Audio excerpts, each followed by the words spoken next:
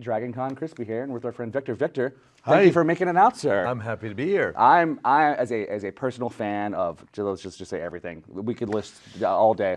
Okay. I'm very happy to have you in the seat and be able to hang out with you for a little bit. Happy to be here. I'm having a really good time. That's excellent. So is this your first time at Dragon Con? It is my first Dragon Con. Yes. Excellent. And has Atlanta been treating you fine while you've been here? Oh, you know, the whole reason I do these things, aside from the fact that it's it's lucrative, is that I'm so touched by people meeting fans, Right. and it's very humbling, and everybody's been so gracious and sweet, and yeah, I'm very moved by that. Excellent. Yeah.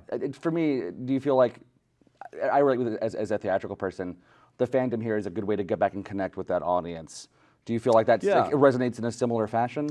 Yes, I mean Yeah. definitely. I mean it's just because it's so one-on-one, and it's and they're there for a reason, and you're here for a reason. So it all just works. It's Kind of in tandem there. It's perfect. Excellent.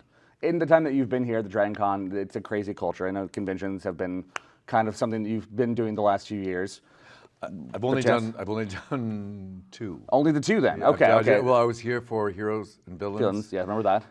That was the second one I did, and then the other Okay. one was something in England I did a while excellent. back. So it's a lot more about- recent than I thought. That I thought it was like 2 years, but excellent. Yeah. I Yeah. apologize for that. No, it's okay. No, that's fine. Yeah, yeah. So welcome I don't- to the club then. I have a list of my Comic Cons. My That's cons. fair. Your cons, that's fine. Yes. Yeah, yeah. What is something that you like? I mean, being the fans, but a convention-specific experience is what it is about the conventions that kind of stands out for you. Well, it's a whole world that I didn't know existed. Really, I mean, it's just a fascinating, cultural thing. Yeah. That's happening, and it's new to me, certainly. And I know it's been going on for some time, but I think it's grown exponentially. Of course, the last few years is huge. Yes. And then that I'm a part of it was unexpected because I just did this TV show that has become so popular, but when I'm here, a lot of people are here because of other things I've done, Right.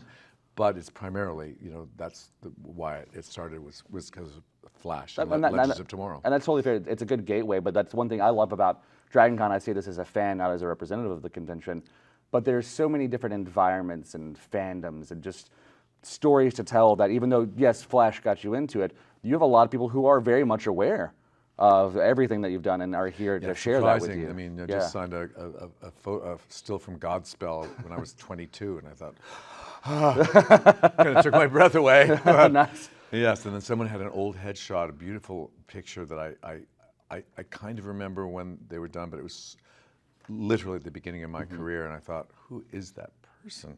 So it's crazy. The wonderful throwback, and the fact that these people are go back that far. Yeah. And I actually talked with one of my friends here. Your Godspell history came up as well, and I'm like, you got it. Like this is the right spot for that. So. It's really very touching. I like that. Have you come across the case of?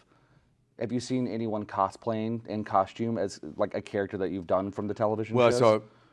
I saw a lovely young lady dressed as my character as Jesus in the movie of Godspell. Oh, that's even better. And I've seen a fellow was wearing a Firestorm vest lit up today. And, oh wow! So yeah, it's very it's really sweet.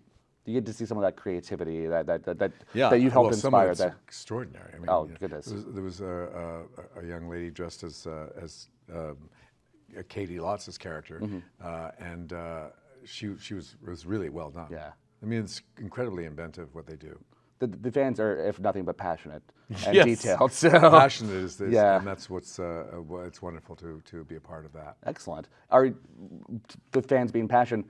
What was kind of your introduction? Obviously, theatrical background was a huge deal, but what was your passion? What was your breakthrough into some kind of fandom? What's your, not necessarily like geeky thing, but what's the thing that gets you? Oh, definitely. It was for me. It was growing up listening to Broadway musicals. Yes. I mean, so my first experience, the first time I saw the Stephen Sondheim musical, that was kind of, for me, that's where I go, geeky. I'm a musical theater kid. Yeah. I totally understand that. So Yeah. that's such a huge fan base. We're actually conversating before you got here. Like, this convention doesn't have a musical theater track, and I bet there's such a a rejuvenation of that. The focus is kind of back out there. Yeah, on that. there was a convention in New York recently at the Javits Center of Broadway, fans, and Right. I wasn't able to go to it, but thought that would be, That'd be awesome.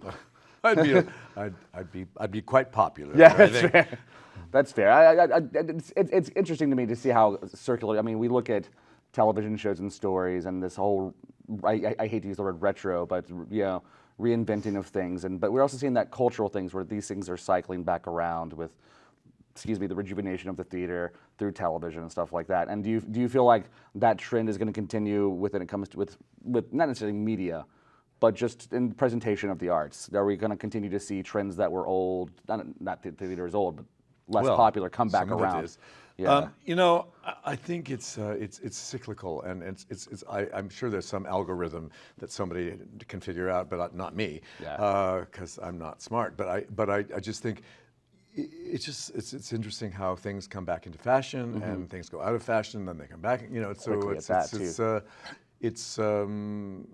I've been around a long time, and so I feel very fortunate that I've lived this long and that I can still do what I do, and I just find it all kind of extraordinary, really, and grateful that there's still a need for that. Live theater is still, I just finished 6 months in Hello Dolly on Broadway, and it was like nothing I'd ever experienced. I mean, in terms of the passion for the audiences for the show and all of that, so it will never die. That's fair. You mentioned that 6-month run. I can't even imagine how that is. How do you keep that fresh for you the entire time? 6 months is actually a short run. Yes, for, that is for true. most, That's fair. You're not wrong. You're not wrong. I usually don't do much longer when I was in the theater primarily, but it was easy because first of all, it's a different day. It is. It's a different day. Yeah. You're either not feeling as well or better or whatever. There's all those elements that go into it. And I was working with Bernadette Peters, who is, just an icon and a great actress and a great performer and a goddess. Yeah. And so it was so easy. We were so in sync that every night was just fresh and new and thrilling. That is a beautiful perspective. For me, it's the same deal. It's like your audiences are going to be different, exactly that. So even though you're selling the same show every night, that experience is going to be unique and fun. I mean, there's every moment is new. Yeah. So it's really up to you to just be in that moment instead of thinking about where you would rather be. Right, and I think that's the fair. trick. Yeah, indeed. Well, we got to get going because I know that you have a very busy con schedule. I'm just running. I don't know where to go next. That's fine. I'm very happy to be here. Again, personally, I've been very glad to have the conversation with you. But we have our tradition here at the DragonConTV interview. I would like you to draw a random question from this bowl. Okay. Hand it back to me. This could blow the whole thing because That's I'm not right. This could just turn off so many people. Okay. We'll find out. I'll read it for you here. Thank you. You are welcome. Well,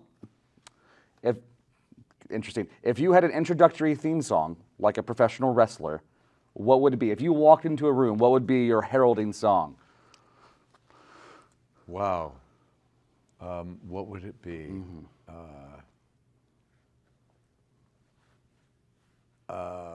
I'm Still Here. That's fair. That's a song from Follies. That's fantastic. Well, personally, I'm glad you're still here. And again, I thank you for this time, and I hope that you continue to have a wonderful rest of the convention this year, Victor. I appreciate it. Thank you so much. Nice to talk to you. Indeed. Thanks. And thank you, DragonCon. Thank you, DragonCon.